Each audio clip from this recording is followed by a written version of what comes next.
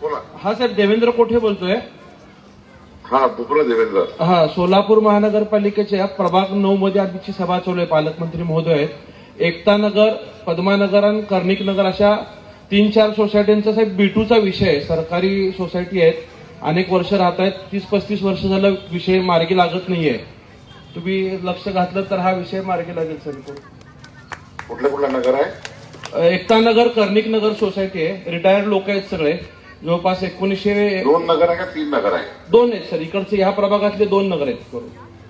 एकता नगर आणि कर्णिक नगर. दुसऱ्या हो. प्रभागाचं किती आहे? हा दुसऱ्या प्रभागाचं काही नगर आहे का? हा, तिकडच्या कामगारांच्या चाळीतल्या आहेत, त्या 13 चाळी आहेत.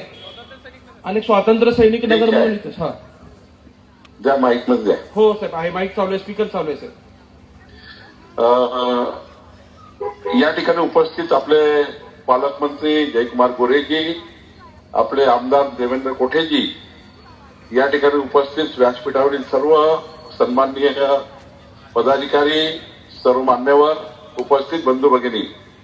खरं तर माननीय देवेंद्र कोठेजींनी विधिमंडळामध्ये 2-3दा हा विषय मांडला आणि कर्णिक नगर, एकता नगर आणि दुसऱ्याही प्रभागातल्या जमिनी ज्या B2 मध्ये आहेत त्या B2 मधल्या जमिनी फ्री होल्ड करून आपल्या तिथे राहणाऱ्या जनतेच्या नावाने, नागरिकाच्या नावाने करून देणे हा विषय सरकारकडे आहे.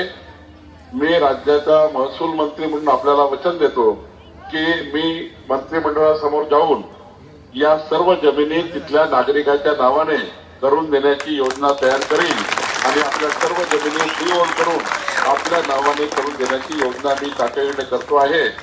आपण सर्वांना मी आश्वस्त करतो की देवेंद्र कोठेजी यांच्या पुढाकाराने या जमिनी आपल्या नावाने होतील, फ्री होल्ड होतील. तिकडे दुसरे ज्या कामगारच्या चाळी आहेत त्याही फ्री होल्ड होतील.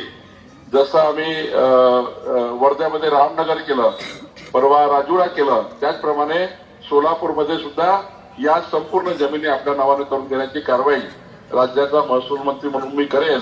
एवढंच आश्वस्त मी आपल्याला करतो. आपलं सरकार, देवेंद्र फडणवीस सरकार, आपल्या सर्वांना न्याय देईल आणि आपल्या जमिनीचा प्रश्न सोडवून देण्याची जबाबदारी ही माझी आहे.